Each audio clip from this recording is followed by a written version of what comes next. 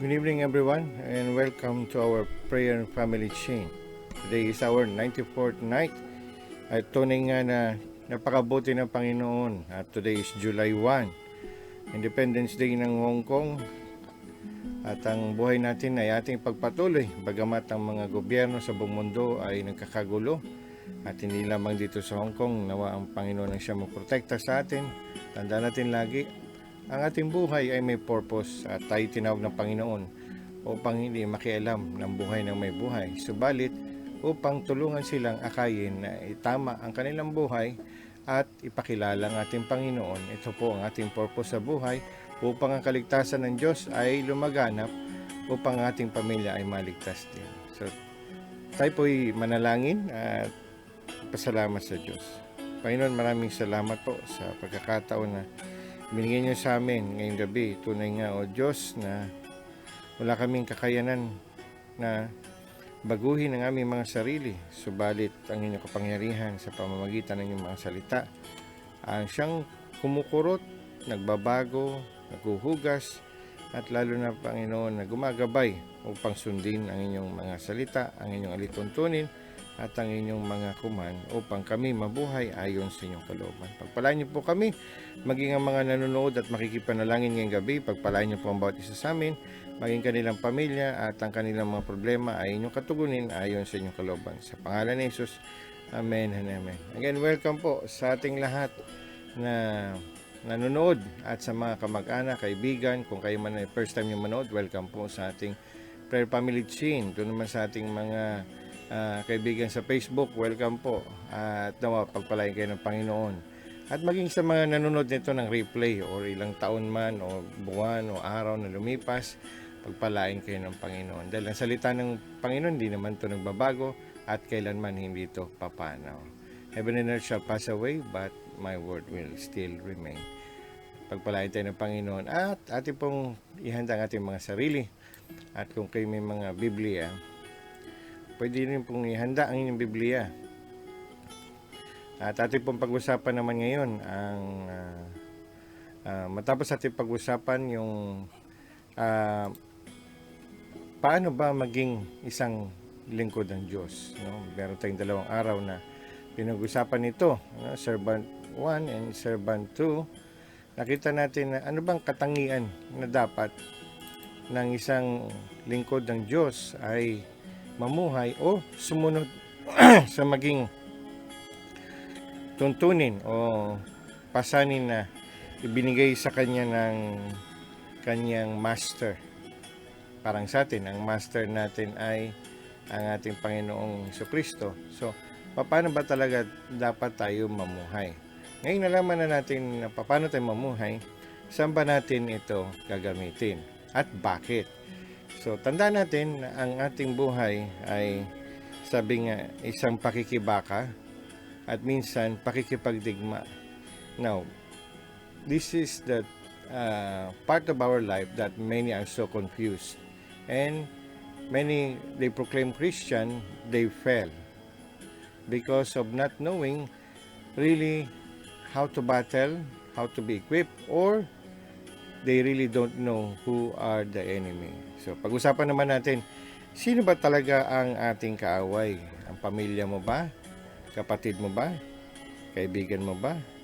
Sino ba talaga? Bilang isang taong may takot sa Diyos at lalo nang may relasyon sa ating Panginoon at isinuko mo ng iyong buhay at tunay nga na sumumpa ka na susunod sa ating Diyos.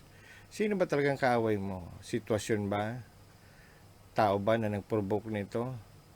So, lahat ng bagay na sinabi ko, ito po lahat ay mali. So, wala pong katotohanan na ang mga bagay na yon, sitwasyon, pagkakataon, or maging ibang tao, ang pwede nating sisihin sa ating mga maling desisyon.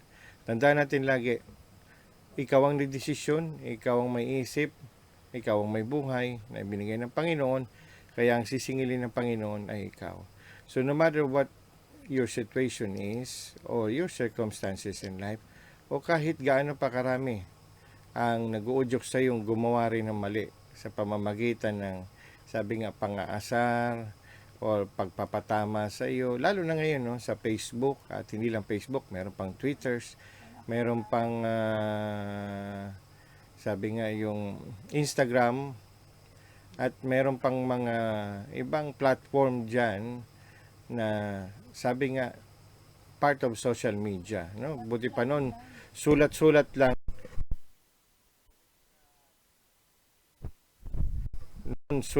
lang, at tunay nga na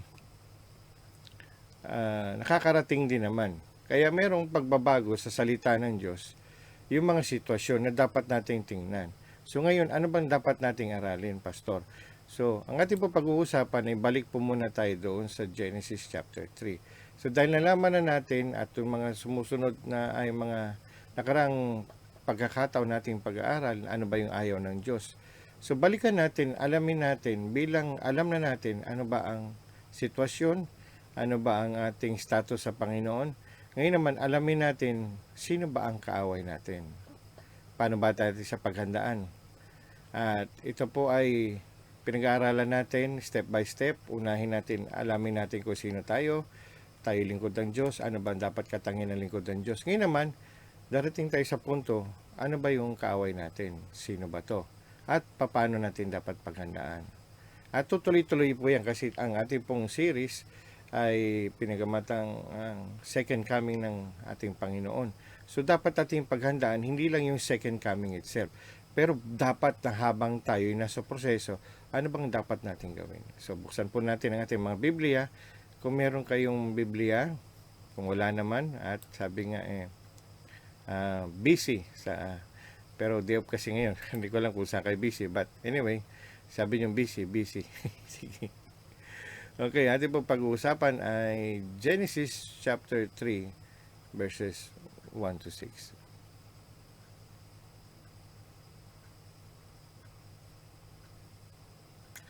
Now that the serpent was more crafty than any other beast of the field the Lord God had made, he said to the woman, did God actually say, you shall not eat any tree in the garden? And the woman said to the serpent, we may eat the fruit of the trees in the garden. But God said, you shall not eat of the fruit of the tree that is in the midst of the garden, neither shall you touch it, lest you die. But the serpent said to the woman, you will not surely die.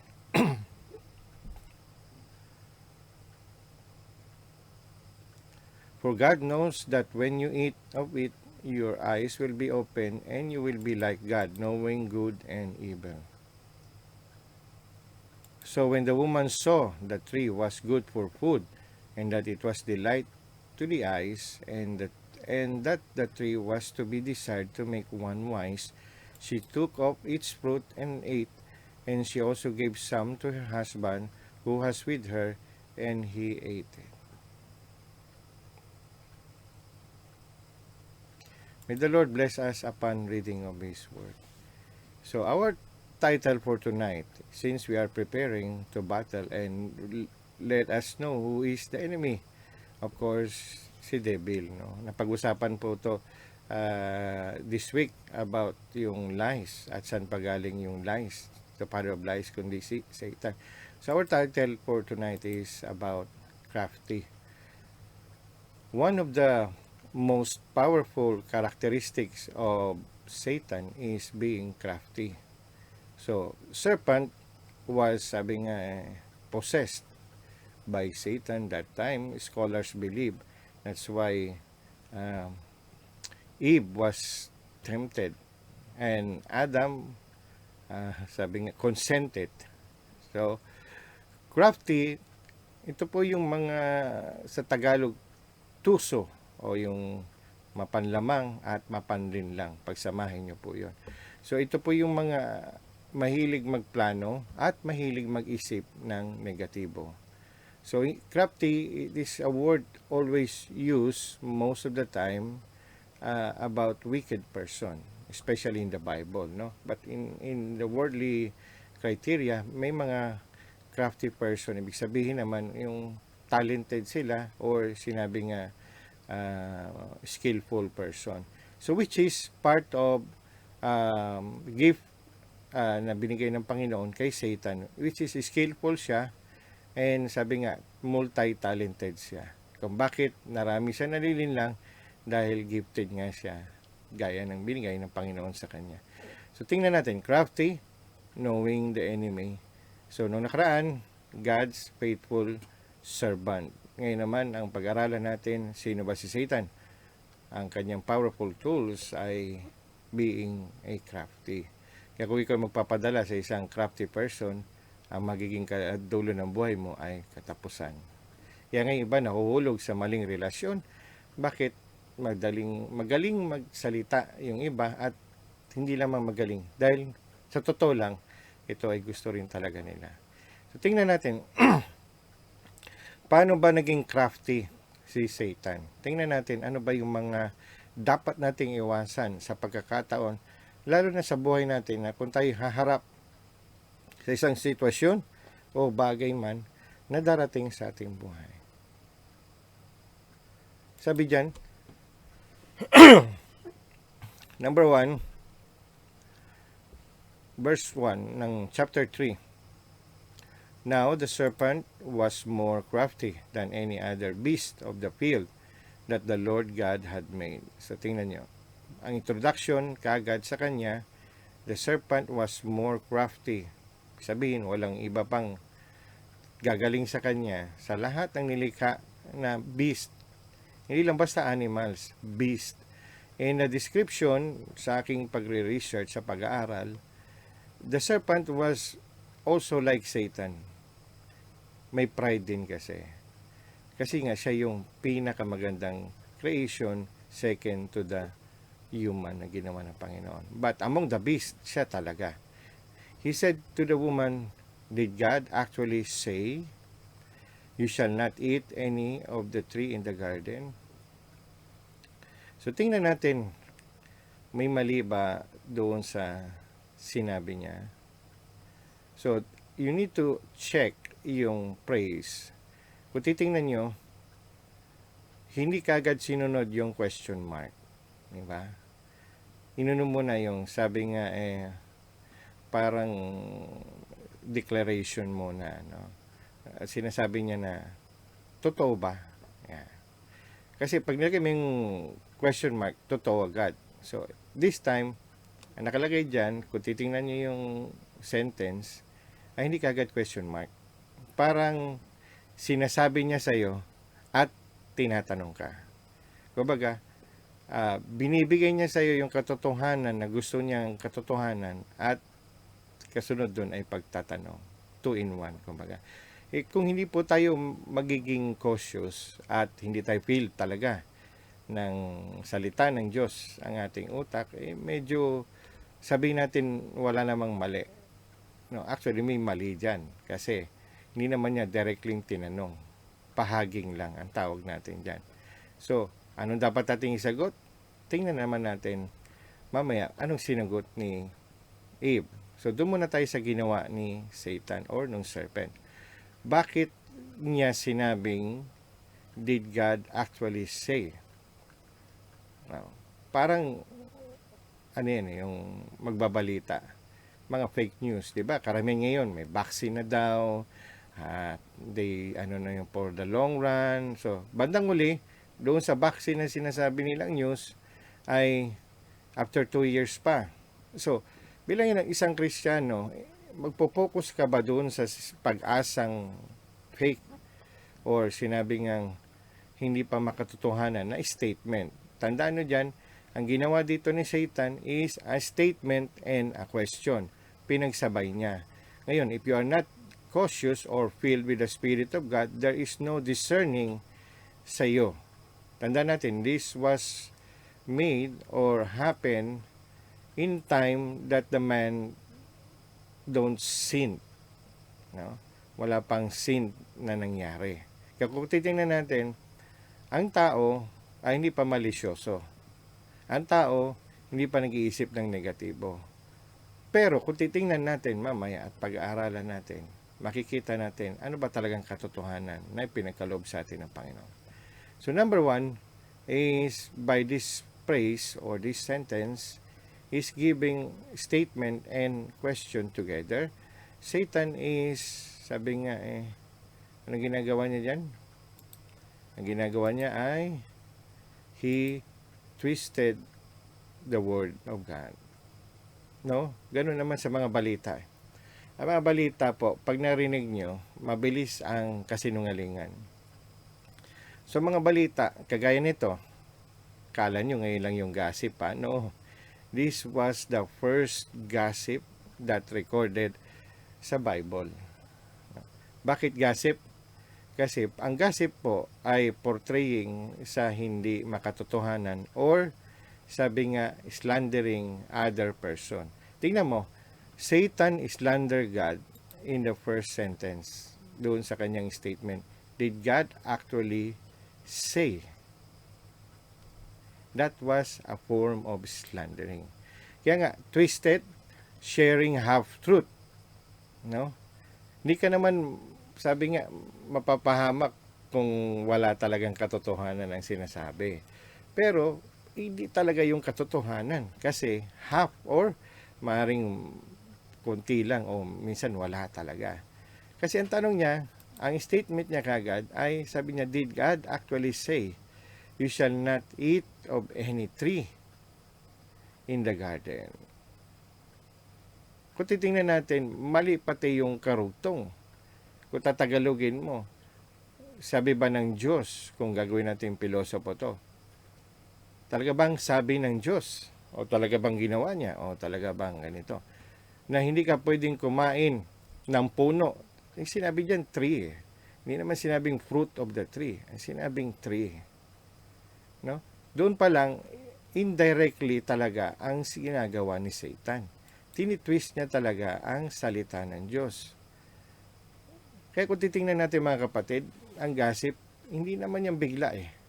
Dahan-dahan naman yan. Saan yan dahan-dahan? Doon sa twisted words. Pansinin mo. The moment that the Word of God o yung katotohanan na sinasabi ay na-twist, hindi naman to bigla ang side effect. Dahan-dahan din yan. Parang gamot lang yan. No? Dahan-dahan ini-infuse natin. So, titingnan natin, kung paaralin mo, dahan-dahan, makikita mo yung mali. Kagaya ngayon, di ba? Balik-balikan natin. Sa kanyo lang ito maintindihan eh. Nasabi niya dyan, sinabi ba talaga ng Diyos na hindi ka pwedeng kumain, no, ng kahit anong puno sa garden? Doon pa lang sa sinabing kahit anong puno, mali na eh. Bakit puno? Kung talagang intention niya ay tama, kukumplituhin niya yun. Kung ang pagtatanong niya or statement niya ay isa lang dapat. Hindi pwedeng statement, hindi rin pwedeng pagtatanong. If a person has pure intention of knowing something, it should be a question, not a statement and a question. Tandaan niyo lagi yan. Kaya huwag kayong mahulog sa mga chismis, no? Kasi twisted word yon.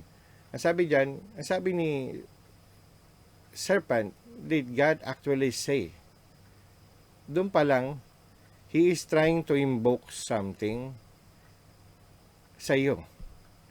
You shall not eat, dito na papasok yung twisted word. You shall not eat any tree in the garden. Ang totoong pagtatanong yan, totoo ba na sinabi ng Diyos na hindi ka pwedeng kumain ng kahit anong bunga. Ayan, dapat may fruit, bunga ng puno sa garden. Dapat ganon, maliwanag, specific. Kasi you are trying to question and you are trying to clear things up. Kaya yung mga concern ko, no, tinitwist lang nila yung mga pangyayari, yung mga kwento, kasi kunwari concern sila. Pero totoo, hindi talaga sila concern. Gusto ka lang nilang mapahamak. So, balikan natin ulit para maunawaan nyo. Did God actually say? Pwede na question mark doon eh. Diba? Hindi niya ginawang question mark. Hindi niya tanong. Pwedeng, sige, statement. You shall not eat of any tree. Doon sa any tree, wala naman din masama. Kasi nga, tree ay puno. Pero, he is not being specific kung ano yung dapat mong hindi gawin. Which is, sinabi ni Lord na huwag kayong kumain ng bunga ng puno na nasa gitna ng garden. Di ba? Maliwanag eh.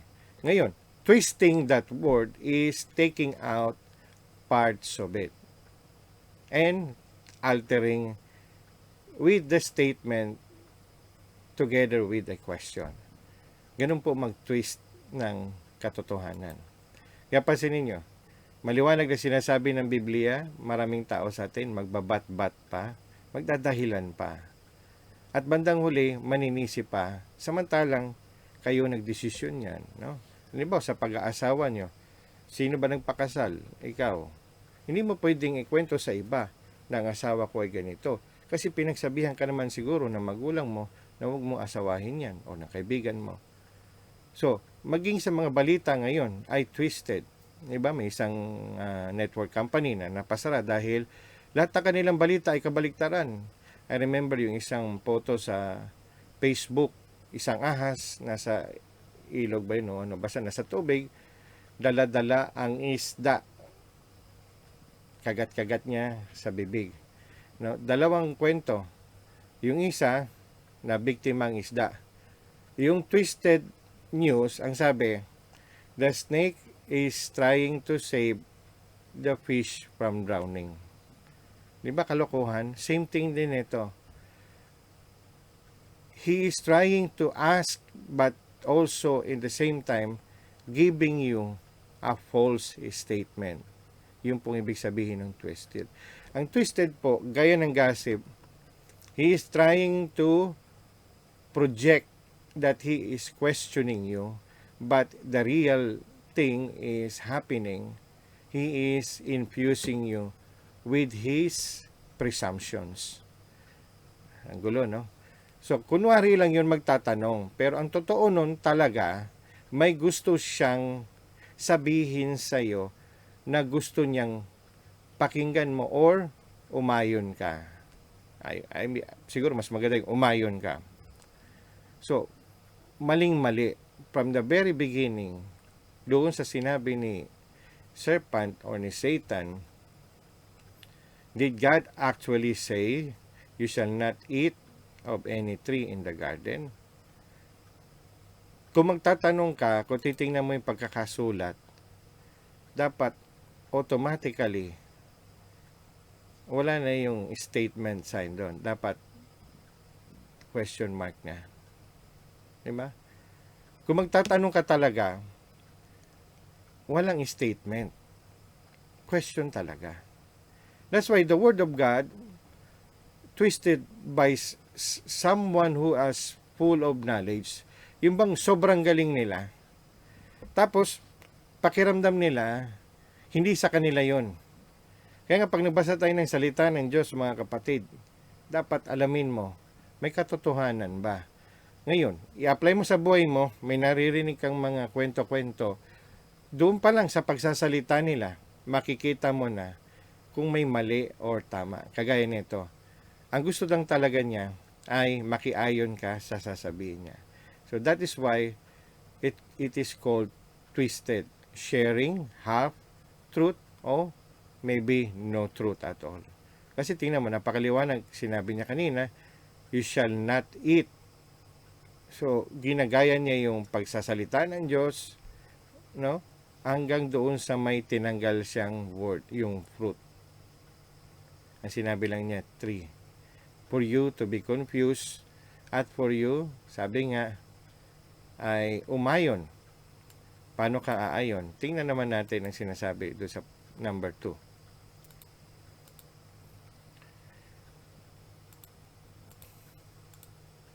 Sabi naman dyan ay verse 2 to 5. And the woman said to the serpent, we may. Tignan mo ha, ang question siya lang. Pero, sabi nga, sagot niya, we may eat of the fruit. Tingnan mo ha, tama yung sagot niya. We may eat of the fruit of the trees in the garden. Tama naman, di ba? But God said, you shall not eat of the fruit of the tree that is in the midst of the garden. Tama naman. Naintindihan niya na yung fruit, hindi yung tree. Tama, di ba? Okay. Tuloy natin. Neither you shall touch it, lest you die. Okay. Sabi niya, kahit niya hawakan, alam niya ang katotohanan eh. Di ba? Okay. But the serpent said to the woman, we will not surely die. Yan. Another twisted word. You will not surely die. Alam na ng babae ang katotohanan ang tinutukoy ng Diyos ay yung bunga ng puno na nasa gitna ng garden. Napakaliwanag, di ba? Ganon din naman sa buhay natin. Pag may naririnig tayong chismis against someone o balita against some country, kahit alam natin na ang taong yun ay matuwid o ang bansang yun ay hindi naman ganon, kita mo, But the serpent said to the woman, "You will not surely die, for God knows that when you eat of it," tingnan mo, hindi niya na sinabing fruit, ang sinabi niya, eat. It partakes anything that matters. No? Sabi diyan, your eyes will be open, and you will be like God, knowing good and evil. So, bakit hindi niya sinabi yung fruit na word? Samantalang maliwanag, sinabi ni Eve na yung fruit ang pinagbabawal. Diba, sabi niya dyan, you will not surely, for God knows that when you eat of it. Dapat pwede na sabihin, God knows that when you eat the fruit. Diba? Maliwanag. There's twisted. Kaya nga, yung mga bali-balita, kahit yung mga fake news, tingnan nyo muna katotohanan. Tingnan nyo yung date. Baka late na yon, no? Ang sabi dyan, your eyes will be open, and you will be like God, knowing good and evil. Ngayon, dito nalalabas yung panghihikayat niya. Yan. Ano bang meron dyan, Pastor? Alam niyo yan. Saan ba namatay ang pusa? No? The cat died out of curiosity. Di ba, pag may narinig ka ng balita na para bang gusto mo rin malaman, or gusto mong pagtakpan yung katotohanan. Yun. Maari kasing galit ka, or may tampo ka, o maring hindi mo kilala yung tao, or maring ayaw mo sa kanya. So, curiosity, allowing gossip to infuse. Hindi naman yung pagiging curious mo, yung pagbabawal. Because you are curious na meron palang pwedeng tumapat sa Diyos. Yan. Parang tayo. Kung nakarinig ka ng chismis, sayaw sa gusto mo, meron ka marinig, may kahinaan pala siya. Samantalang, alam na natin na lahat ng tao ay may pagkakamali. Lahat ng tao ay may kahinaan. Lahat ng tao ay, sabi nga, nahuhulog sa kasalanan, lalo na kung walang patnubay ng banal na espiritu. So remember, this time, wala pang banal na espiritu. Kaya magkaibang sitwasyon niya sa sitwasyon natin. Maaring same yung nangyayari, but always remember, pag may Holy Spirit ka, you will not really give in to this curiosity. Bakit? Napakaliwanag kasi, si Eve, alam niya lahat ng katotohanan. Kaya kung babasahin mo talaga dyan, no? Sabi niya dyan, we may eat of the fruit of the trees. Maliwanag, sinabi niyang fruit. But God said, you shall not eat the fruit. Maliwanag, alam niya kung ano yung tinutukoy na bawal ng Diyos. Alam niya ang salita ng Diyos. Pero bakit ganon? Bakit they entertain, no? Yung kanilang mga naririnig? Dapat hindi. Diba? Kasi nga, yan ay salita na ng Diyos na ibinigay. Kaya nga dapat, alam mo ng katotohanan, ihinto mo na doon pa lang. Kaya nagkakaproblema, mga kapatid. Kasi alam mo ng katotohanan, halimbawa, mayroon kang best friend. Dahil sa totoo lang, may konti kang inggit eh. May konti ka sigurong hindi mo lang halata o ano man yun. Kasi nakarinig ka ng kwento. Kaya nga laging sinasabi na matatanda, matalik na magkaibigan, nagiging mortal na magkaaway. Bakit ganun? You are very close before in a simple, twisted words naniwala ka. lumalabas kasi yung katotohanan. Ikaw ay hindi lang curious. There's something in you na ayaw mong tanggapin. Maaring siguro, mas maganda sa yung kaibigan mo, or nakapag-asawa yung kaibigan mo, or pinagpapala siya, at ikaw naman hindi. Dapat nga kung sa tingin mo, alam mo, ang mga curious na tao, they are always in denial. Si Satan, using that curiosity, lalo na sa atin, sa tingin nyo, bakit gusto masira ni Satan ang church? Lalo pag ginagamit ni Lord yung church. Para hindi na magamit ni Lord. Wrong. Ang church, gagamitin at gagamitin ni Lord, nandyan ka o wala ka. Tandaan mo yan. Kaya sinisira ni Satan ang church. Hindi dahil hindi na ito gagamitin ni Lord. Alam niya na ito ay gagamitin pa rin ni Lord. Kaya lang, pinapakita lang niya kay Lord na may mga tao rin siya sa loob ng church. Yun po ang katotohanan. Tandaan nyo lagi, hindi ka ma-twist, ma-persuade ng kamalian kung may banal na espiritu ka. Ang pagkakaiba natin ngayon, sa sitwasyon nila Eve, that time, wala pang kasalanan. Tayo meron na. At that time, dahil walang kasalanan, walang kaligtasan. Tayo meron na. So, that time, hindi sila kailangang iligtas, hindi sila kailangang protektahan dahil walang kasalanan. Tayo, kailangan iligtas at kailangan protektahan sa mga maling pananaw, kaya ibinigay ang banal na espiritu sa atin. Kaya nga dapat, pag may narinig ka, sa totoo lang, kung titingnan natin yung statement ni Eve, bakit curiosity? Tingnan mo. Anong sagot niyan? Verse 2. And the woman said to the serpent, tingnan nyo ha, ewan ko kung mapapansin nyo, we may eat of the fruit. Anong may mali doon? Ano sa tingin nyo ang mali, mga kapatid? Ano ang mali? Ha? Ang mali po doon ay, sabi nga, yung first statement niya, the very first word na sinabi niya. Bakit mali, Pastor? Wala kasing no. Alam mo yung, pag wala ka nilagay na no, ibig sabihin, hindi mo pinipigilan o kinokontra yung sinasabi niya. Tama ba? Galing, no? Kasi kung talagang, sabi nga, ang intention din ng pagsagot mo ay para i-stop yung maling narinig mo, you will put no. You will say, kung ako magsusulat nito, kung ako sasagot kay Eve, no? And the woman said to the serpent, sasabihin ko talaga, no, with punctuation mark. No. Karamihan sa atin, hindi nagno-no eh. Sinasabi lang nila para dugtungan ng kwento. Diba?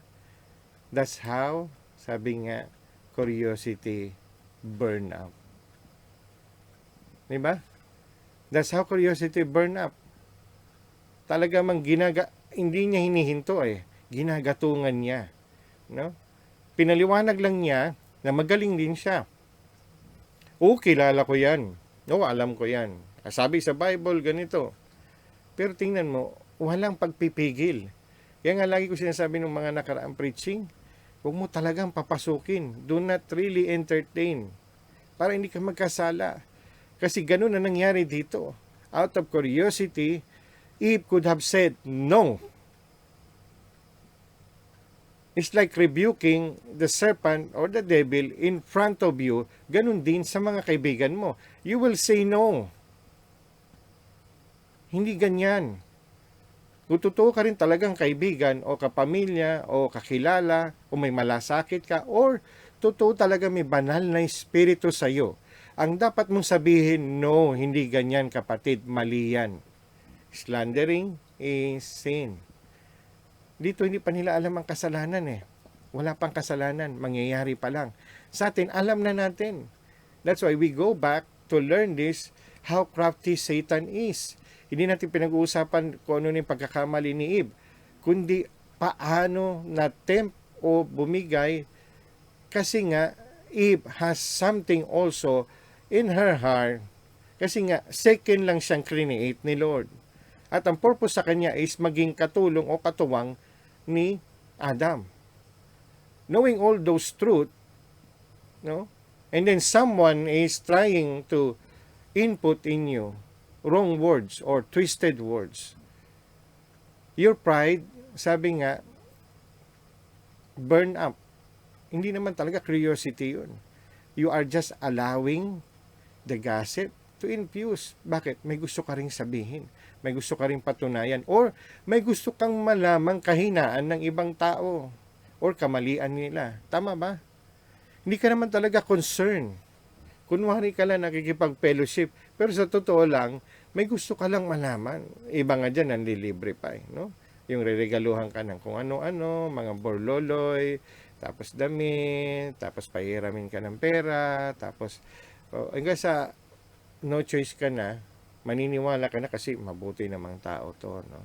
Nililibre niya ako, nibigyan niya ako ng pera, minsan pinagtatrabaho ka pa o tinulungan ka, maaaring tinulungan ka sa trabaho. So mga kapatid, there's difference about curiosity and knowing the truth. Huwag po kayo maging curious sa mga bagay. Alam nyo ng katotohanan, gawin nyo ang katotohanan. Tingnan mo sa paliwanag ni Eve, napakaliwanag. Alam niya ang katotohanan eh. Ang sabi niya, we may eat, but the single word na sinabi na dapat, no, we may eat, no? Dapat ganito sa Tagalog, hindi ganyan. Ganito ang sinabi ng Diyos. Pwede niya kasing i-paraphrase yan eh. No, the Lord said, yan. Kasi you are protecting God. You are protecting someone else's life because you know the truth. Now, you are saying this statement because you are not really protecting, you are not really concerned, you are very curious na ang taong to may pagkakamali din. Na ang Diyos ay may pagkakamali, bakit niya pinagbawal? Gusto mo ring malaman kung ano yon. That's the pride sets in. In your curiosity, kaya nga ang pusa namatay sa curiosity. Alam naman niya na kuryente yun. Tatawid ka pa ba? Kayo, alam nyo na mali ang relasyon nyo. Itutuloy mo pa ba? Mandadaya ka pa ba? Kaya nga pag tinatamaan kayo ng salita ng Diyos, sasabihin niya, pinapatamaan kayo. Yes, the purpose of God's Word is to hit at us with the truth. No? Not to cover the lies, but to hit us with the truth. Yun po ang salita ng Diyos. Kaya tandaan natin lagi mga kapatid, huwag kayong masyadong curious, huwag niyong ipa-obvious. Nachismosa din kayo. The moment you entertain, it means you are curious. The moment you are curious, you are allowing gossip to infuse in your system. Alam niyo ba na mahirap na umalis pag napasok na ng system mo ang kasinungalingan? Lalo na wala kang banal na espiritu. Tingnan mo, may mga taong matitino at hindi mo akalaing gagawa noon. Pansinin mo, yung mga taong hindi nagpo-post noon ng kung ano-ano, ngayon nagpo-post na. Yung mga taong wala namang kagalit noon, namumuhay ng tahimik, ngayon may kagalit na.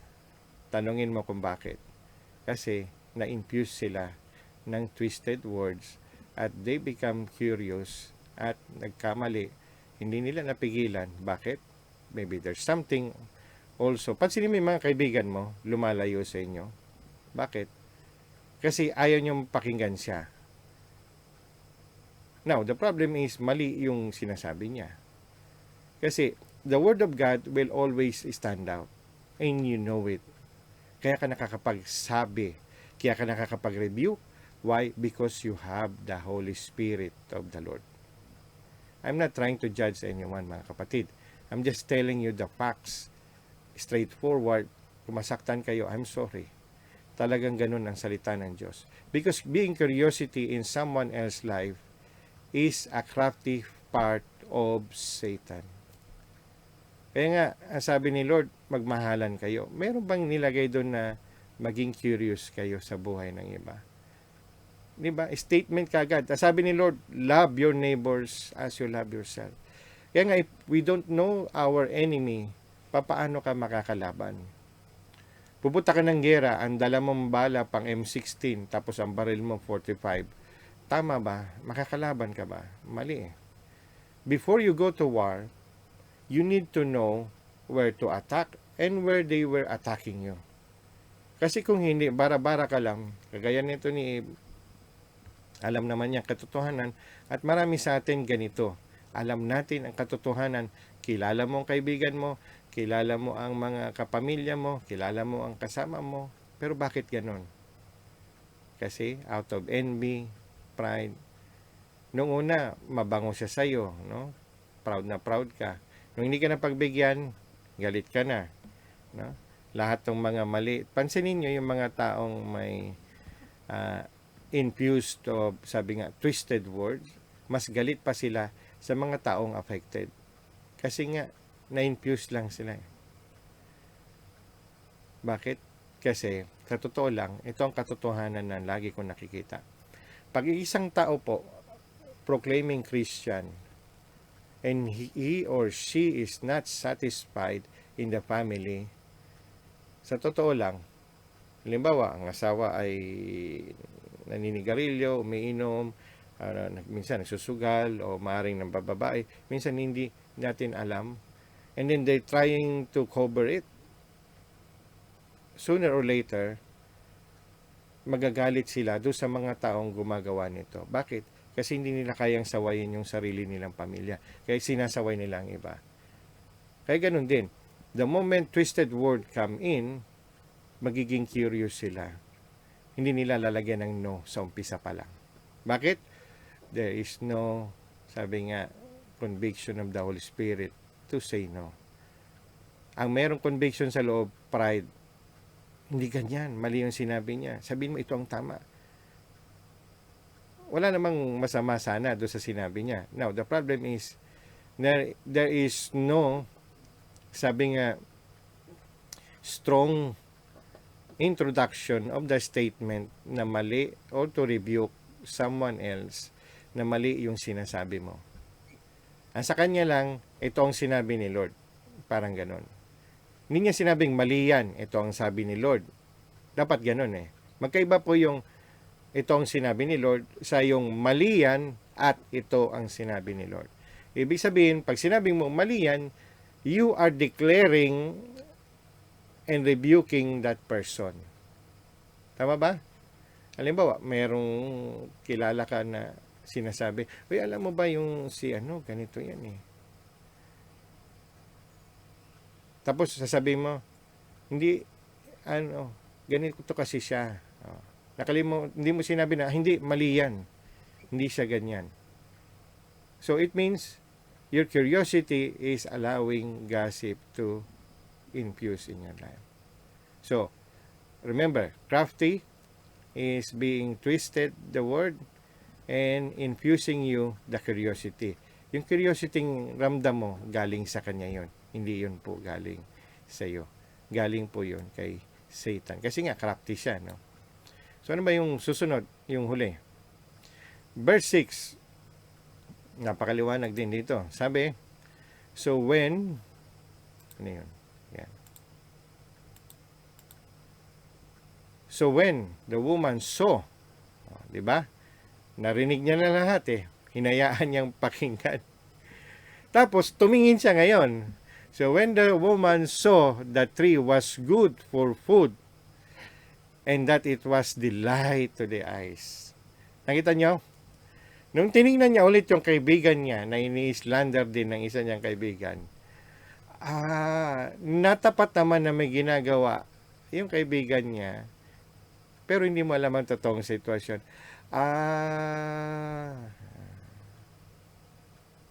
Di ba? Parehas lang. Parang tayo, nagbalita ng ganito sa ibang bansa, ang naglabas na ng vaccine, tapos si Bill Gates pala ay ganito, di ba?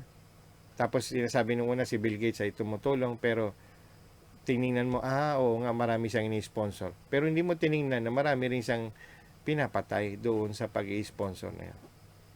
So, ganun din dito. Nang nakita ni Eve, bakit niya nakita na iba? Samantalang, araw-araw, ginawa ng Diyos. Doon sila nakatira halos sa gitna eh. Pero titingnan mo lagi kayong magkasama. No? Lagi nyo nakikita. Hindi mo napapansin eh. Bakit? Kasi wala ka kasing masamang isip. Eh ngayon na may pumasok ng kasamaan sa isipan mo, ano nang tingin mo? Iba na. Kagaya dito, good for food, ikaw naman, galit ka na sa tao. Wala ka namang kinalaman. Tama ba? Ano bang kinalaman mo doon? Wala ka namang kinalaman. So, tingnan natin. And that the tree was to be desired to make one wise. Iba na yung pananaw mo, iba na yung paningin mo. So, lahat ng gagawin ng taong to ay mali na sa iyo. Bakit? May pride na kasi. Oo nga, no? Mas magaling ako dito. Bago lang tong ano na to, no? Alam mo, sa sitwasyon ko, no, marami ako naririnig ito, si bata daw ako, bagong pastor. But to tell you the truth, bago ako naging pastor, naging leaders muna ako, marami na akong ginawang kasamaan, at ako po ay naglingkod kay Lord faithfully kahit na ako ay nagbabackslide. Hindi lang po yun. That's why ako maging pastor, dahil I saw it everything. Lahat ng gawin mo may sasabihin ng tao. But, sabi nga, I made my choice to follow my God. Sabi dyan, she took, tama na, may action na. She took of its fruit. Kita nyo? Fruit pa rin eh. Wala namang tree. Fruit. And ate. And she also gave some to her husband who was with her, and he ate. So, tingnan natin. Anong sinasabi dyan? Anong meron? Overwhelmed. Kasi na-overwhelm na siya ng pride niya. Oo nga, no? Teka nga, maganda tong prutas. Mapitas nga. Kainin ko nga. Magiging Diyos din ako. Malalaman ko. And since, hindi naman pwedeng ako lang isang magkamali. Damay ko tong kasama ko. Ito namang si kasama, nakita niya ng lahat, hindi man lang niya pinigilan din, samantalang sa kanya, ibinigay ang command ng Panginoon upang turuan ng babae.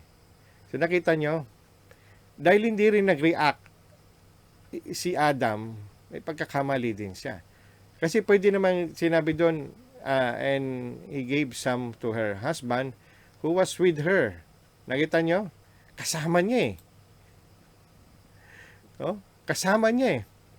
And he ate it. So ganun din. Kung kasama ka doon, sa mga usapan at nakikain ka or nakisawsaw ka, kasalanan mo yun.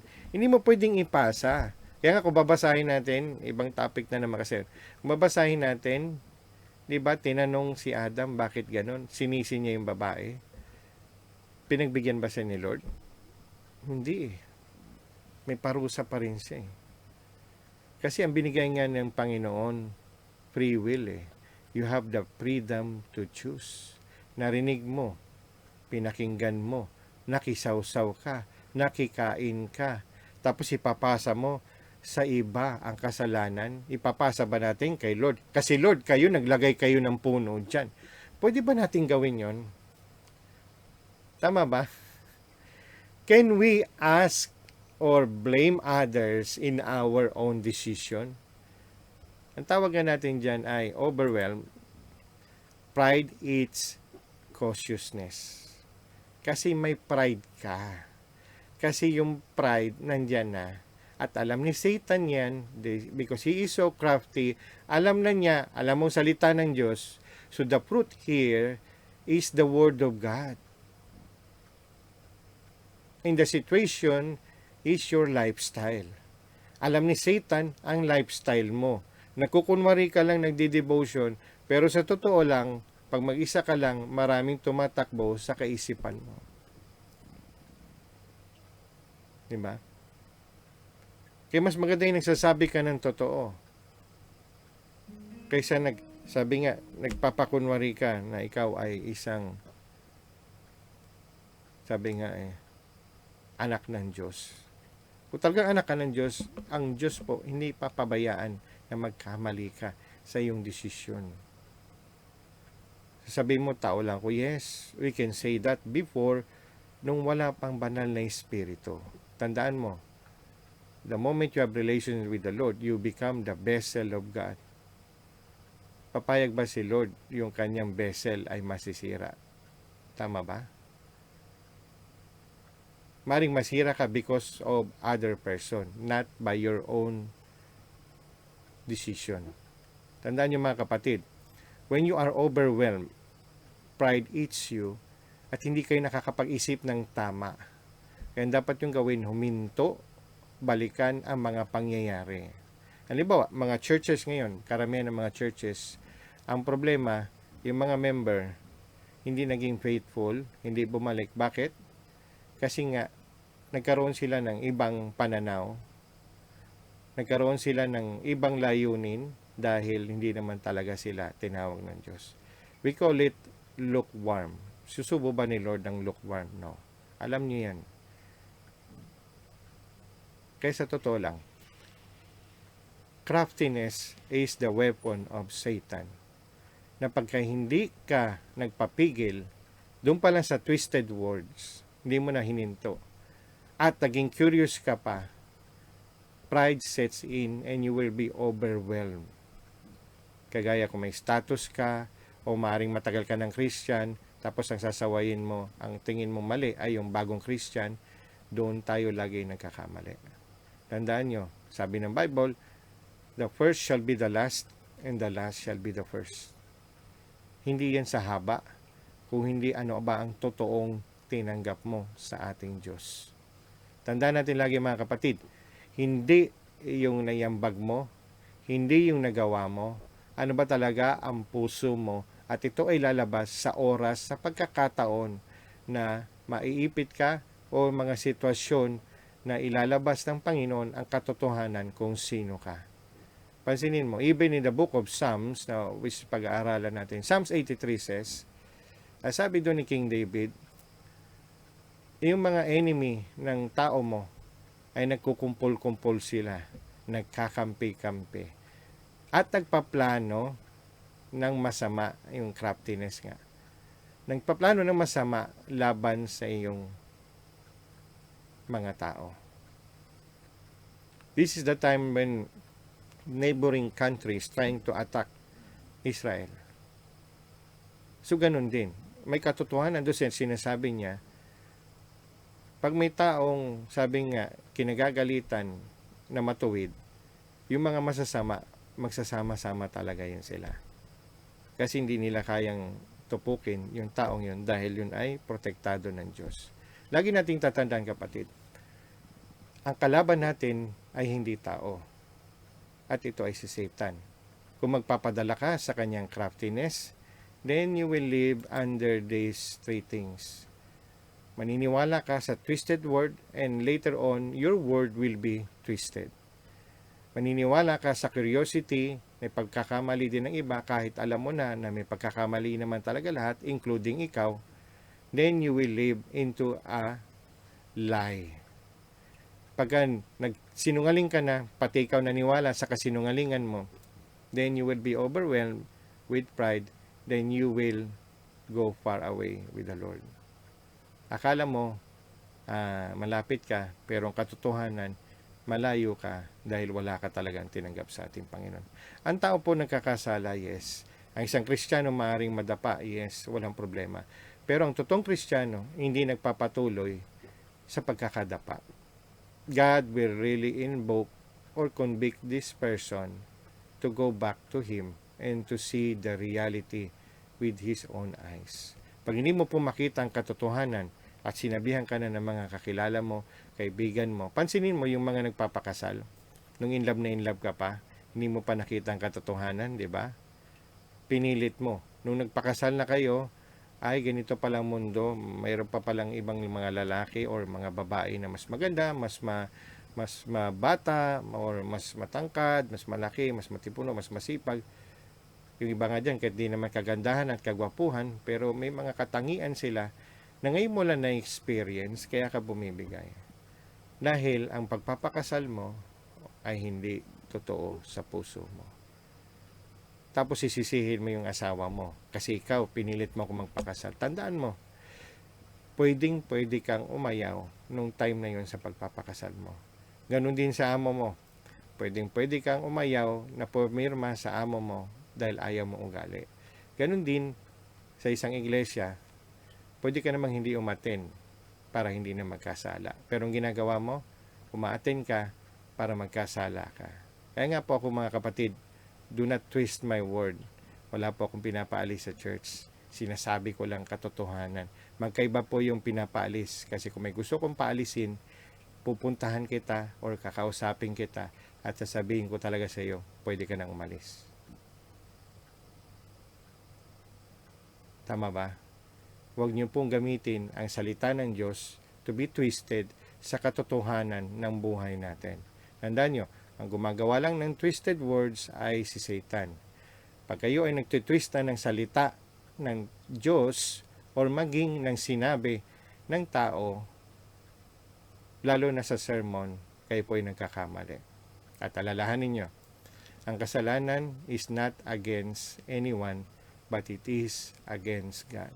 Always remember, the moment you commit sin, you are not against any person, you are against God. Dapat maliwanag sa iyo to. Kasi pag hindi maliwanag sa iyo to, may problema ang relasyon mo sa Panginoon. At ikaw ay sabi nga, nahulog sa craftiness ni Satan. Kagaya ni Eve. Dahil naniwala siya or nagdesisyon siya na maniwala na pwede niyang tapatan ng Diyos. The moment pride sets in, nakakalimutan mo ang status mo. Always remember who you are. You are a child of God. Remember, you are just created by God. You will never become God. Pride din na nag-sets in kay Satan. Sabi niya sa book of Ezekiel, kung babasahin niyo, chapter 28, sabi niya doon, I will rise above the heavens. Even in Isaiah. Bakit? Kasi nga talented siya. Nilikha siya. One of the cherubs, the highest form of angels. Pinakamalapit sa Diyos. Kasama lagi ng Diyos. Tandaan mo lagi, si Satan is a very crafty creation of God. Mas magaling siya sa atin. If you are not really aware, and you are not using the Holy Spirit of God to discern things that happens to you, you will fall into temptation. Tandaan po natin mga kapatid, ang buhay, ang pagsisisi ay laging sa huli. At tatandaan nyo, anuman ang bagay na nangyari sa buhay mo, tandaan mo, ikaw ang nagdesisyon. Hindi mo pwedeng ipasa sa iba. Kahit ipasa mo sa iba, pananagutan mo pa rin ang desisyon na ginawa mo. Tandaan mo lagi yon. Hindi mo pwedeng isisi kasi binuyo lang ako. Pag wala pong pagsisisi nangyari sa inyo sa harap ng Diyos at kayo ay kinastigo ni Lord, tandaan nyo, ang kaaway natin ay hindi tao, kung hindi ang kaaway ng Diyos, lalo na pagdating sa kasalanan. Kaya naroon pa pong reason ang gawin mo, na kaya mo nagawa yon kasi galit ka sa taong to, kaya mo nagawa to kasi wala naman na amin na nainggit sa inyo eh. Ang lagi mong dahilan, kaya ako nagawa to, kasi nga ginawa niya ako ng ganito. Asa ng salita ng Diyos na sinasabi na mag-unawaan kayo, magpatawaran kayo. Kung sinasabi mo lagi yon, bakit ibinabato mo sa ibang tao? Kung sinasabi mo lagi yon, bakit galit ka pa rin sa ibang tao? Kung alam mong katotohanan, kagaya ni Eve, kasi hindi mo pinigilan, hindi mo pinagtanggol ang nasa sayo. Ano yung nasa sayo? Ang Diyos. Dahil hindi mo siya pinagtanggol kasi wala talaga siya sa iyo. Hindi papayag ang Diyos na hindi pagtanggol ang kanyang sarili. Tandaan natin ito mga kapatid. Kaya nga sa ating mga mahal sa buhay na ngayon nakikinig dyan, ano man po ang ating sitwasyon, hindi po dahilan ang gumawa ng masama. Hindi po dahilan ang manira ng tao upang magkaroon tayo ng business. Hindi po dahilan na anuman i-chismis natin para lang may maging kakampi tayo. para lang patunayan na tama tayo. Tandaan nyo lagi, ang Diyos nire-reveal lagi ang katotohanan. Huwag niyong antayin na ang Diyos ang mag-reveal sa katotohanan sa harapan mo dahil ito'y huli na pag dumating to sa iyo. Tandaan natin lagi mga kapatid, ang salita ng Diyos kailanman ay hindi pwedeng haluan ng anumang kasalanan. Yung pagiging twist, kasalanan yon. Pagiging curious, kasalanan yon. Kasi it all against the Word of God. Sabi ni Lord, magunawaan, being curious is not, sabi nga, giving consideration against your brethren. Ang ginagawa mo, idinidiin mo yung sarili mo sa sarili mong kapahamakan. Kaya ano man ang ating sitwasyon sa buhay, tandaan natin lagi na may Diyos. Kung kayo man ay nag-iisip na magpakamatay at kayo kamag-anak, kaibigan, o napanood nyo lang to, kayo po ay mahal ng Diyos. At ang Diyos po ay nagbigay ng kanyang pag-ibig 2,000 years ago sa pamamagitan ng kanyang anak ni Jesu Kristo. Sabi diyan sa John 3:16, For God so loved the world that He gave His one and only Son, that whoever believes in Him shall not perish but have eternal life. Kaya po binigay ng Diyos dahil sa kasalanan. Dahil hindi natin kayang iligtas ang ating mga sarili at tayo ay tiyak na pupunta sa kapahamakan. Kaya ang alok ng Diyos ay kung maniniwala ka, buhay na walang hanggan. At ang sabi naman dyan sa Romans 3:23, For all have sinned and fall short of the glory of God. Wala po nakakaabot sa kalwalatian ng Diyos kahit anong gawin natin. Kaya ang sabi naman doon sa kasalanan na sinasabi dyan, ito ay may kabayaran. Romans 6:23 says, For the wages of sin is death, but the gift of God is eternal life in Christ Jesus our Lord. The reason the Lord Jesus Christ came down is to seek and save the lost. Lost kasi tayo. Kaya pag nahanap natin ng Panginoon, sabi nga, anak tayo ng Diyos. Para makita natin ang kaharian ng Diyos, ang sabi dyan ay, John 3:3, Jesus answered to him, Verily, verily, I said unto thee, except a man be born again, he cannot see the kingdom of God. To see the kingdom of God, there's a way. Only Jesus Christ. Sabi dyan, John 14:6, Jesus answered, I am the way, the truth, and the life. No one comes to the Father except through me. The way, showing us the example how to be obedient to the Lord, how to live our life in accordance to the will of God. At yan napatunayan niya sa kanyang pagiging tao at siya'y sumunod sa kanyang mga magulang at sa bawat tinuturo ng Diyos amang nasa langit. Sinabi naman dyan, the truth, nung siya po ay tinempt before he start the ministry. Tinempt siya ni Satan nung siya ay nasa kahinaan. Bakit kahinaan? Siya po ay 40 days and 40 nights nag-fasting without food and water. And the first thing that Satan tempts, na may bato, gawin mo tinapay. At ang sabi ng Diyos sa Matthew 4:4, di lamang sa tinapay na bubuhay ang tao, kundi sa bawat salita na nagbumutawi sa bibig ng Diyos. Kung meron ka pong tiwala sa Diyos, pananaw na may Diyos, may pag-asa ka. Dahil kailan hindi mawawala ang salita ng Diyos. At ang sinasabi ng Panginoon dito, bilang halimbawa, ang katotohanan, yung truth na sinasabi dyan, na ang Diyos ay hindi magbabago at ang Diyos ay tapat sa iyo. At ikaw ay may bubuhay dahil hawak niya ang iyong buhay. Ang sinasabi naman life, ang Diyos din po ang nagbigay kasi ng sakripisyo upang magkaroon tayo ng buhay na walang hanggan. Bayaran ng ating kasalanan at sa ikatlong araw siya ay muling nabuhay upang ipakita na tayo lahat ay muling mabubuhay at magkakaroon ng buhay na walang hanggan. Bakit ganun po? 2,000 years ago, naganap na, subalit ngayon, kailangan pa rin ibahagi ang salita ng Diyos. Yes. Kasi ang ating pong Panginoon, ang gaya ng sabi dyan sa Revelation 3:20, Behold, I stand at the door and knock. Anyone hears my voice and opens the door, I will come into him and eat with him and he with me. God respect your decision. God respect the gift that He has given to us. We call free will. Kaya nga may freedom of speech, may freedom tayo because God gave us that freedom. And since God is God of order, peace, and law, He don't want to violate that law na binigay niya sa atin, kundi kusang loob ng pagsuko mo. Huwag po kayo mag-alala, may kasiguraduhan ang inyong pagsuko. Sabi naman diyan sa Ephesians 1:13, in Him you also, when you heard the word of truth, the gospel of your salvation, and believe in Him, were sealed with the promised Holy Spirit. Kayo po'y pananahanan ng Diyos, gaya na sinabi niya kanina sa Revelation 3:20, mananahan siya sa iyo. At hindi lang basta mananahan, siselyuhan ka upang wala nang makapasok. Kaya nga po ang paggawa ng masama o pag-iisip ng masama na sa kapwa ay dapat ito hindi na nangyayari sa atin dahil meron ng banal na espiritu na nanahan sa atin. Ang tanging nating isipin ay mag-focus kay Lord. Kaya po ang kaligtasan ay may kasiguraduhan. Tanging nyo lang dapat gawin ay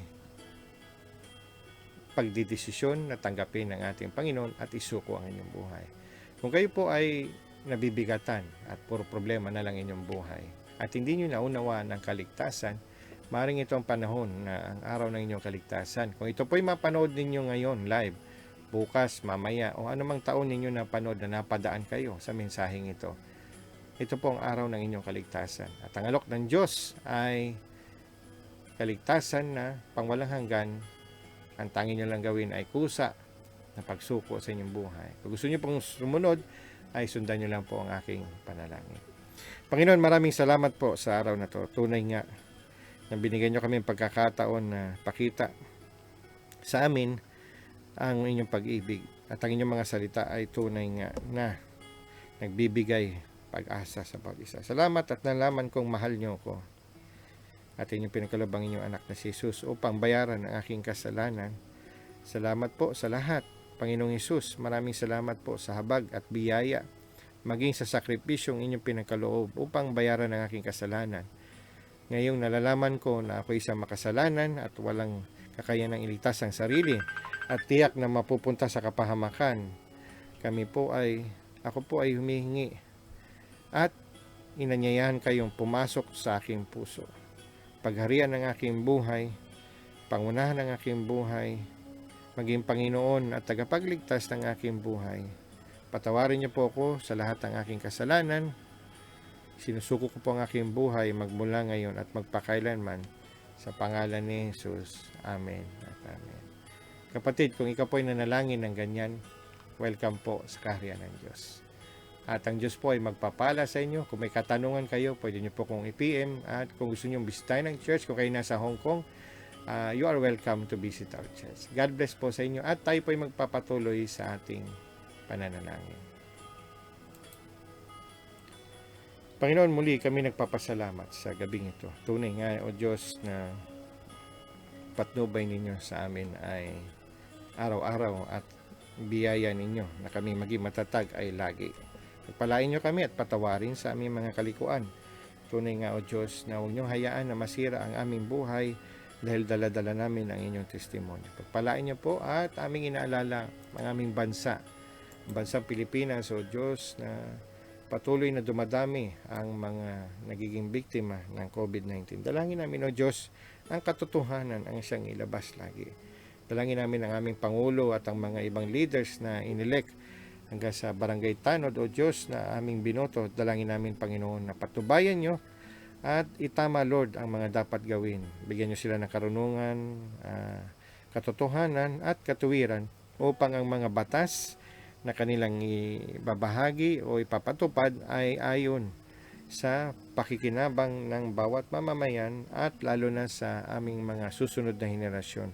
Dalangin namin, O Diyos, ng pagpapala sa bawat isa at magkakaisa na ang mga leader upang ibahagi din ang kanilang mga kayamanan, O Diyos. Hindi lamang sa pamamagitan ng eleksyon, subalit sa panahon ng trahedya kagaya nito, ay dalangin namin, Panginoon, na inyong pong patnubayan at ipakita sa kanila na pagkakapwa ay inyong kalooban. So dalangin namin, Panginoon, sa pamamagitan nito ay makakatulong din kami sa mga frontliners, especially, Lord, kung mayroon kaming compassion at passion sa aming bansa, ganun din sa aming kapwa. At dalangin namin kapayapaan at patnubay sa pamilya ng mga nasawi na frontliners. Dalangin namin, O Diyos, ang pamilya ay inyong pagkalooban ng biyaya, proteksyon sa COVID-19 at doon din sa Panginoon sa mga nasa ospital ngayon na frontliners na lumalaban sa kanilang buhay. Dalangin namin ang pag-asa ay makita din ng pamilya at manalig sa inyo upang makita nila na may Diyos na kayang magprotekta, na kahit ang gamot ay hindi available, subalit ang inyong kamay ay laging available para sa amin. Maging ang mga nagtatrabaho, Lord, sa hospital, from the doctors until to the security guards and mga delivery guys, dalangin namin ang bawat isa ay protektahan ninyo at pagpalain at ang kanilang mga pamilya at sa kanilang pag-uwi sa kanilang mga bahay sila po ay protektado. Ganon din ang mga pulis, barangay tanod, mga volunteers, navies, air force, lahat po ng sanggunian na sandatahan ng Pilipinas ay ginagamit ngayon upang protektahan ang aming bansa. Hindi lamang sa COVID-19 kundi sa mga terorista. Dalangin namin o Diyos na huwag niyong hayaan na magkagulo ang bansa, lalo na at samantalahin ang pagkakataon ng mga may maling kaisipan o against sa aming gobyerno. Dalangin namin o Diyos na isipin nila na may mga pamilya, mga nagsisikap, nagtatrabaho at doon sa mga gumagawa ng masama, Panginoon, ay protektahan niyo yung kanilang magiging biktima. Dalangin namin o Diyos ang inyong patnubay lagi sa aming buhay. Ganun din, Panginoon, sa buong mundo, nakaguluhan din na nangyayari hindi lamang sa Hong Kong, sa Pilipinas, kundi sa buong mundo, lalo na sa Amerika. Dalangin namin, O Diyos, ang pagkakataon, O Diyos, na ipakita ng bawat isa na may Diyos, lalo na sa inyong mga lingkod, na huwag mag-focus sa mga kahinaan ng bawat isa. Subalit, tingnan na nagkakagulo ng mundo, na hindi lamang ang buhay namin ang importante, subalit ang aming testimonya, papaano namin maibabahagi ang inyong salita ng kaligtasan upang magkaroon ng kaligtasan ng aming mga pamilya, lalo ngayon na may lockdown at hindi nakakapunta,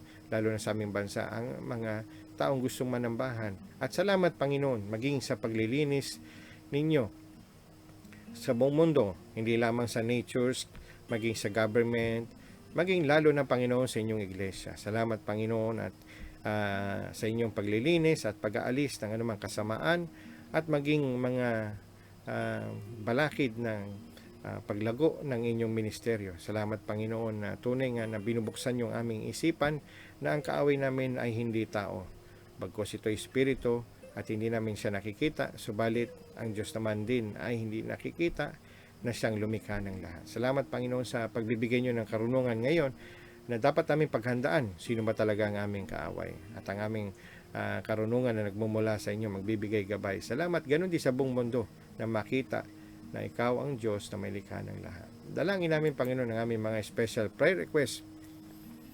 We are praying, Lord, sa mga naghahanap ng trabaho papuntang Hong Kong, especially si Sister Teresita Mendoza at nag-a-apply, maging si Richelyn Maglasang, O Lord, na nag-a-apply. Dalangin namin ang tamang amo upang pagdating nila sa Hong Kong, hindi lamang trabaho ang kanilang madatnan, subalit maging ministeryo, O Diyos. Dalangin namin ang inyong pagpapala at ang inyong kalooban na kung sila ay magiging bahagi ng inyong iglesia at magagamit sa inyong ministry. Dalangin namin, Panginoon, na maging handa din ang kanilang puso sa kanilang paglilingkod at ang panahon na pagbibigay nyo ng biyaya ay laging may kapalit o may kaakibat na paglilingkod sa inyo. Sabi nga ay, hindi mo lang kami tinawag upang magtrabaho, tinawag mo rin kami upang maglingkod sa inyo. Lalo kami mga Kristiyano na, si Sister Teresita, alam ko, Panginoon, na nakasama din namin siya sa mga mission. Salamat, Panginoon, sa buhay niya, maging kay Richelyn na tunay nga na tumanggap din sa inyo. Dalangin namin, O Diyos, ang inyong pangunguna sa buhay ni Richelyn. Ganun din, Panginoon, sa may mga sakit. Dalangin namin ang inyong patnubay kay Pastor Nick Malibago, Auntie Lilibet Rolida, kay Sister Gracie Sambahon, at kay sa friend ni Ate Pati, si Elisa Loreto, na meron pong lung cancer. Dalangin namin ang inyong mapatnubay at mapagpalang kamay na hipuin ang bawat parte ng katawan. At gayon din dalangin namin si Sister Imelda de los Santos sa kanyang maliit na tumor. Dalangin namin, Lord, ang mga gamot, ang mga doktor ay bigyan nyo ng karunungan at ang mga gamot ay hipuin nyo, gawin nyo pagpapala upang maibsan ang kanilang nararamdaman. At sino man Panginoon ang may mga karamdaman na aming kakilala na hindi namin nabanggit ang kanilang mga pangalan at taus-pusong nananalangin ang kanilang mga pamilya, ang kanilang kaibigan, dalangin namin, O Diyos, ang inyong patnubay din at pagpapala din sa kanila. At dalangin namin, Panginoon, ang lahat ng bagay ay sa iyo dahil kayo ang lumikha.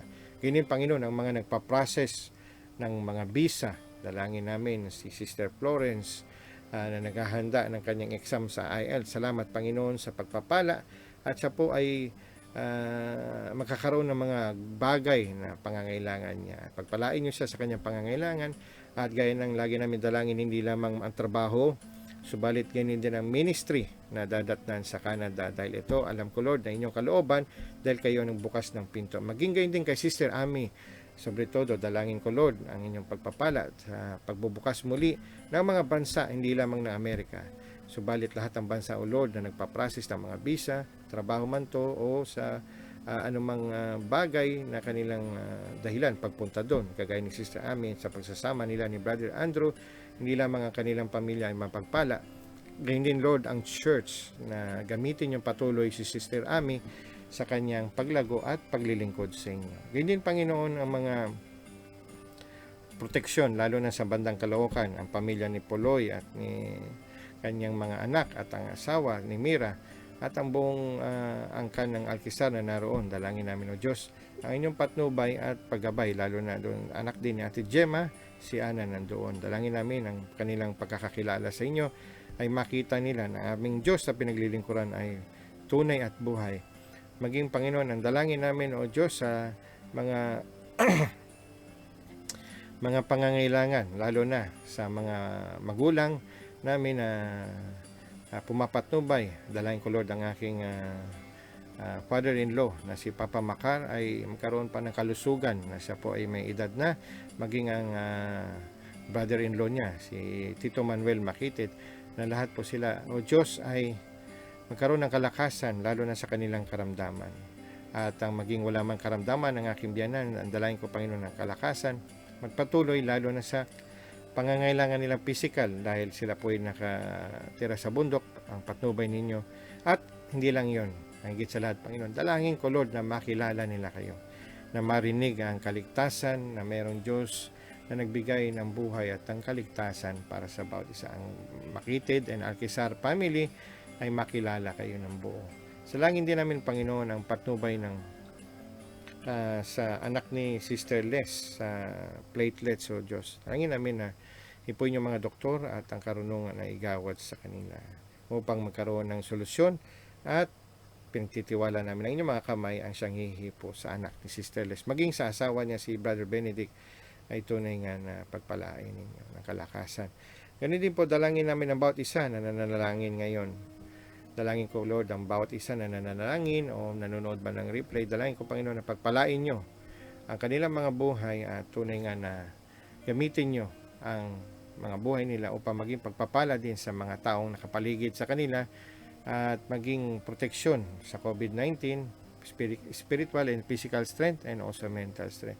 Ganun Lord ang aming partners in the ministry. Panalangin namin sa Elysian Christian Church at sa pangunguna ni Pastor Ariel Agustin together with Ninang Helen, and the pastors, leaders, and the members of the church will be blessed in their needs, lalo na ngayon wala pa rin open ang church. Dalangin din namin o Diyos ang partners namin sa mission with Bishop Jonaber and Dr. Abel. Dalangin namin o Diyos ang pagpapala din sa kanilang iglesia, sa kanilang pamilya, sa mga pastors, leaders, members of the church, at maging sa mga pastor na binibless nila.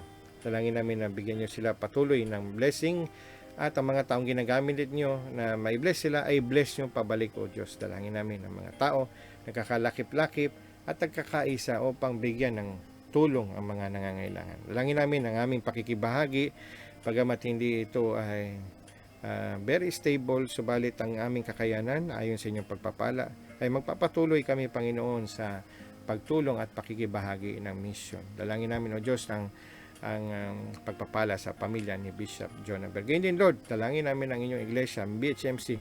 Salamat Panginoon na tunay nga ang mga bagay ay nangyayari dahil may kadahilanan, at ang mga bagay ay nagsasara at tunay nga nagbubukas kayo ng oportunidad.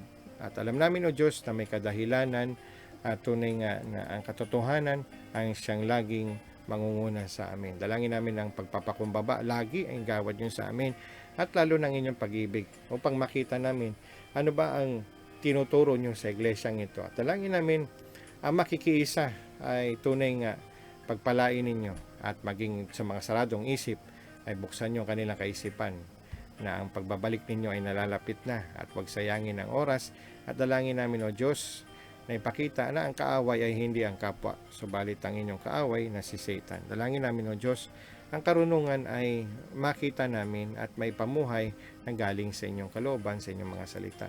Ganyan Lord, ang mga may puso sa pagtulong sa mga gamit o sa lalo na sa ministry online. Dalangin namin o Panginoon ang mga nagpala ay pagpalain nyo at ipakita nyo Lord ang pagpapala ay nanggagaling sa inyo. At dalangin namin Panginoon ang kalinisan ng puso ng mga taong nagpapagamit sa inyo. Dalangin namin o Diyos na gamitin nyo lamang ang mga taong may malinis na puso.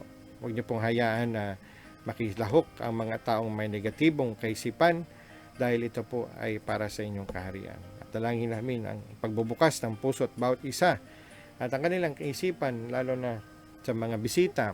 Salamat Panginoon na tuwing may bisita, ginagamit yung iglesia upang tanggapin ang kanilang kaligtasan. At tanging dalangin namin o Diyos, ang saan man sila dalhin ng kanilang buhay, ng inyong gabay, dalangin ko Diyos na magpatuloy sila sa kanilang paglago. Ngayon din Lord, ako po'y nagpapasalamat personally at dumadalangin sa mga taong nagbibigay sa amin ng kanilang biyaya.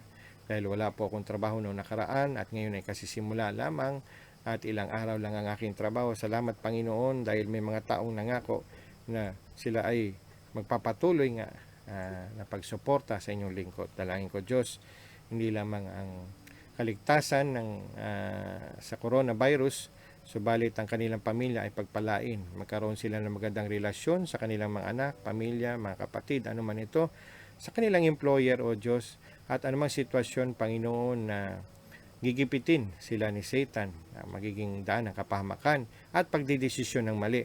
Dalayan ko, Lord, ang proteksyon sa kanilang kaisipan, na laging alalahanin na may Diyos na nagpapatnubay at gumagabay at nakatingin sa amin. Dalangin namin, Panginoon, ang mga pagpapala at ang mga anak at mga susunod na henerasyon ay inyong pagpalain ng karunungan, ng kalusugan at ang biyaya upang sila'y umangat sa kanilang buhay. At pag sila'y umangat, dalangin ko Lord na huwag nyo ring hayaan at ipakita sa kanila na ang nagpala ay kayo. Dalangin namin Panginoon ang mga panalangin ng kanilang mga magulang ngayon o kapatid o anuman ang nilang relasyon, maging kaibigan, ay maalala nila na ang Diyos ang siyang nagpala. Kami ay isang instrumento lamang ng pananalangin. Salamat muli o Diyos sa buhay na pinagkaloob niyo sa amin. Salamat Panginoon sa pagkakataon na pinagkaloob niyo sa amin. Pagpalain niyo po ang bawat isa, maging ang aming mga dalangin ay makaabot sa inyo. At ang inyong kalooban lagi ang siyang masunod. Ano man ang inyong sagot sa aming buhay, sa aming panalangin ay taos puso naming tatanggapin. Pagpalain niyo po kami at ang bawat isa. Maraming salamat po. Ang lahat ng ito'y dalangin namin sa pangalan ni Jesus. Amen at amen. Muli ay magandang gabi at pagpalain kayo ng Panginoon. At nawa nag-enjoy kayo today sa inyong holiday at pagpalain kayo bukas. At bukas pagkita-kita tayo muli sa isa na namang pananalangin at ganyan din sa umaga sa kalinga at katotohanan. At I encourage you na to join yung ating 1 minute devotion challenge at upang to encourage at makita tayo ng ating mga kapatiran na pagdi-devotion ay sabi nga kailangan pinapractice. Sa pamamagitan nito ay makasanayan natin na mag-devotion kahit ilang minuto lang. Ang mahalaga ay tayo ay nakipag-communicate sa ating Panginoon personally at sabi nga marinig natin ang sabi sa akin ni Lord. So pagpalain kayo at ang ating mga announcement ay ating pong ipapaskil sa ating pagtatapos. Muli ako po si Pastor Mel, nagpapasalamat. God bless you and good night. Enjoy your life together with God. In Jesus' mighty name, amen. God bless you.